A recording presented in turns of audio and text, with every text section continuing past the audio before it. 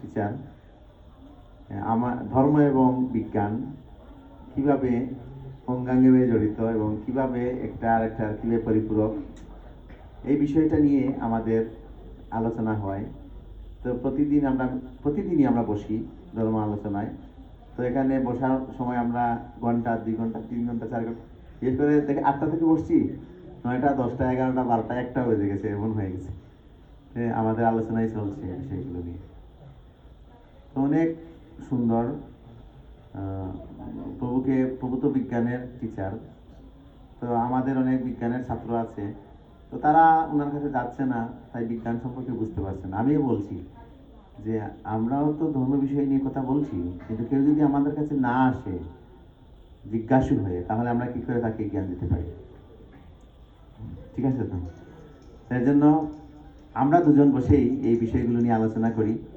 তো এই আলোচনার মধ্যে খুব সুন্দর উনি বিজ্ঞান দিয়ে আমাদের বোঝাচ্ছেন, আমি ধর্ম দিয়ে বোঝাচ্ছি। এভাবে আমাদের মধ্যে অনেক জ্ঞানের আদান প্রদান হয় এবং ভগবান সম্পর্কে আমরা জানতে সচেষ্ট হচ্ছি। আর খুব সুন্দর উপলব্ধি, এত তাড়াতাড়ি ওনার যে ব্রেন বিষয়গুলো এত সহজে গ্রহণ করে নেয়, এটাই হচ্ছে একটা খুব গুরুত্বপূর্ণ বিষয়। অনেক মেধাবী ওনার চেতনা, আর অনেক উন্নত চেতনা, শুদ্ধ চেতনা যাকে বলে। আমি আশা আশা রাখি কি, আমি প্রার্থনা করি ভগবানের কাছে, দেখবেন একদিন খুব সুন্দর একজন ভক্ত এবং সমস্ত সমাজকে উনি ভগবত ভক্তি প্রদান করবেন। হরে কৃষ্ণ। আজকে এই